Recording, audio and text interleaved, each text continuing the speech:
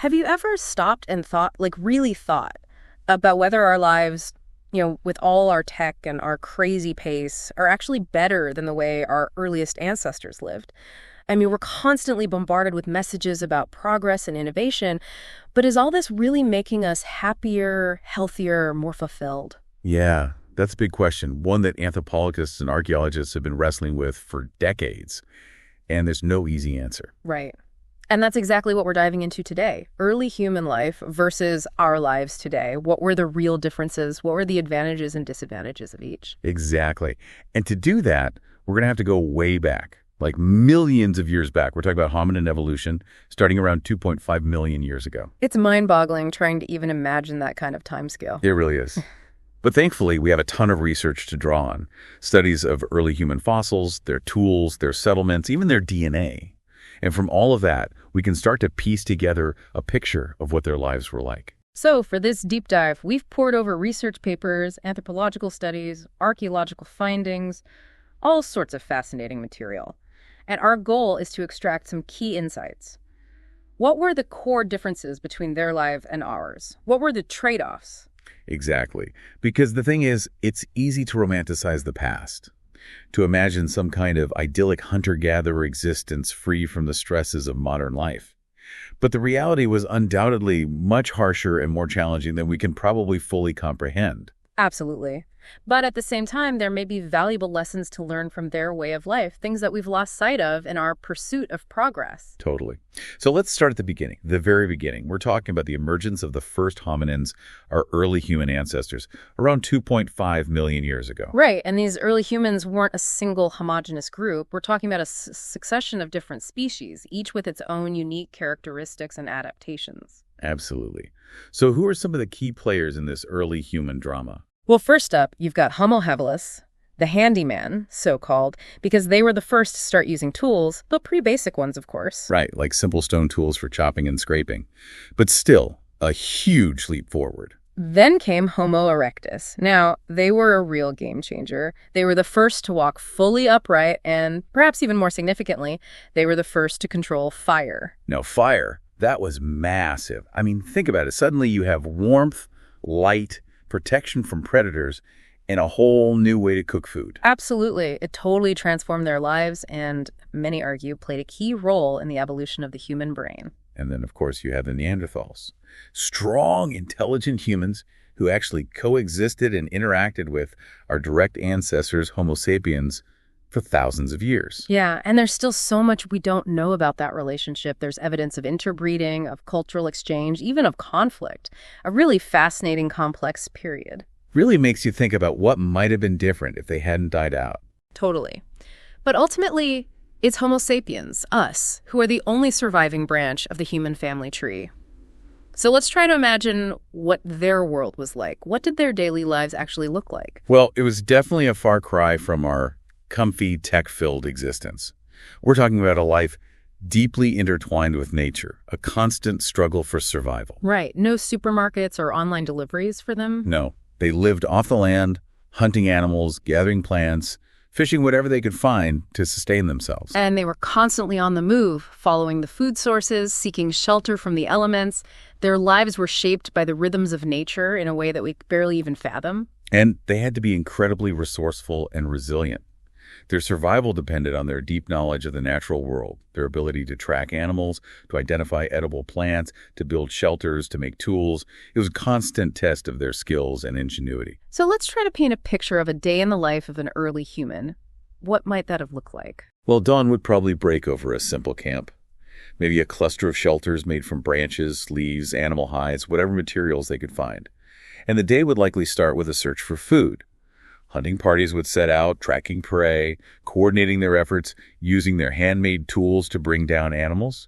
Others would be gathering berries, nuts, roots, anything they could find to supplement their diet. And it wasn't just about finding food, right? They also had to protect themselves from predators, from the elements, from other groups of humans. Exactly. Life was precarious. Every day presented new challenges and dangers. Okay, so let's talk about their diet. What were these early humans actually eating? Well, as you can imagine, it was a far cry from our modern diets.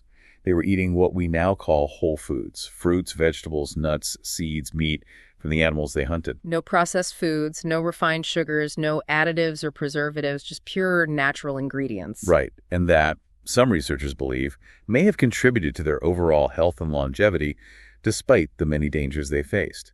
And what about their social lives? How are they organized? Well, they lived in small, tightly knit groups, often nomadic bands of hunter-gatherers. And within those groups, there was a high degree of cooperation and interdependence. Everyone had a role to play, whether it was hunting, gathering, caring for the young, or maintaining their tools and shelters. And this strong social fabric was essential for their survival, right? Absolutely. They relied on each other for protection, for support, for sharing knowledge and resources. It was a true community effort. And something else that strikes me is their relationship with technology. We tend to think of technology as something modern, but they were using tools, making fire, constantly innovating within their environment. Absolutely. And those early technologies, while simple by our standards, were absolutely transformative. They allowed them to manipulate their environment, to access new food sources, to protect themselves from harm. It was the foundation for everything that came after. Okay, so we've started to get a sense of what life was like for these early humans. What were some of the potential advantages of that way of life, at least from a modern perspective? Well, one that stands out is their physical health. Their diet, their constant physical activity, their exposure to the elements. All of these factors likely contributed to their strength, their stamina, and their resilience. Right. They weren't dealing with the same chronic health issues that we face today, like heart disease, obesity, diabetes. Exactly. And their strong social bonds were also likely a major advantage.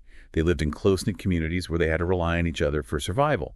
And that kind of deep, interdependent connection may have provided a sense of belonging and purpose that is often lacking in our more individualistic modern societies. And perhaps, just maybe, they also experienced a different kind of stress than we do. They certainly faced plenty of dangers, but those dangers were mostly immediate and tangible. They weren't dealing with the same kind of chronic, low-level anxiety that many of us feel today, the pressure to succeed, the fear of missing out, the constant bombardment of information. It's an interesting thought, and it's certainly possible that their stressors, while more intense in the moment, were also more episodic and less pervasive than the ones we face today. But of course, we can't ignore the obvious downsides. Life for early humans was incredibly harsh and often brutal. Absolutely. They were constantly at risk from predators, from disease, from starvation, from the elements. And their lack of medical knowledge meant that even a minor injury or illness could quickly become fatal. Right. And their average life expectancy was much lower than ours. Most people wouldn't live past their 30s or 40s. So it's a mixed bag. On the one hand, they may have enjoyed better physical health, stronger social bonds, and perhaps even less chronic stress. But on the other hand, their lives were incredibly dangerous and often short. That's exactly the point. It's a trade-off. And it's not about romanticizing the past or idealizing the present.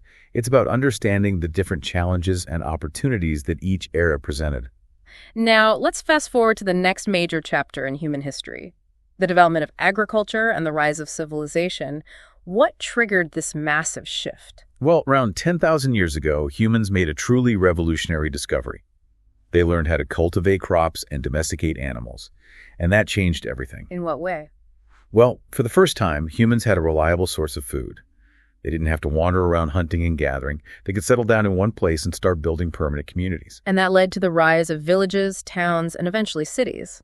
Exactly. And with larger, more settled populations came the need for new forms of social organization, new technologies, new ways of communicating and sharing knowledge. And that's how civilization as we know it began to emerge. And from those early civilizations, Mesopotamia, Egypt, the Indus Valley, we see the development of writing, of organized trade, of government, of art and architecture. All of the things that we now associate with human progress. And the pace of change just kept accelerating. New technologies were developed, new ideas spread, and human societies became increasingly complex and interconnected. So let's jump to the present day. We've talked about some of the potential advantages and disadvantages of early human life. Now let's turn that lens on ourselves. What are the biggest pros and cons of living in the modern world? Well, one of the most obvious benefits is our dramatically increased lifespan. Thanks to advances in medicine, sanitation, and nutrition, we now live, on average, more than twice as long as our early human ancestors. Yeah, that's a huge plus. And we also enjoy unprecedented levels of comfort and convenience. We have climate-controlled homes, access to clean water and electricity, readily available food from all over the world. Life is, in many ways, much easier and more comfortable than it's ever been. And we have access to more information and more opportunities than ever before. Thanks to the internet, we can learn about anything we want, connect with people all over the world, and even work remotely from almost anywhere. But of course, there are downsides. The modern world comes with its own unique set of challenges. Absolutely. One of the biggest is stress. We live in a fast-paced, hyper-connected world where we're constantly bombarded with information and demands, and that can take a toll on our mental and physical health. And we're much more sedentary than our ancestors were. We spend most of our days sitting down, working at desks, staring at screens, and that lack of physical activity is contributing to a whole host of health problems, like obesity, heart disease, and type 2 diabetes. We're also facing huge global challenges like climate change, pollution, and resource depletion. The way we're living is simply not sustainable in the long term. And there's a sense that we've lost touch with nature. We spend most of our time indoors, disconnected from the natural world, and that can have a negative impact on our well-being. Yeah, studies have shown that spending time in nature can reduce stress, improve mood, and boost creativity. But for many of us, it's something we have to consciously make time for. So where does that leave us? We've looked at the lives of early humans, and we've looked at our own lives, and it's clear that there's no easy answer to the question of which way of life is better. Right. There are trade-offs to both. Early humans may have enjoyed better physical health and stronger social bonds, but they also faced constant danger and hardship.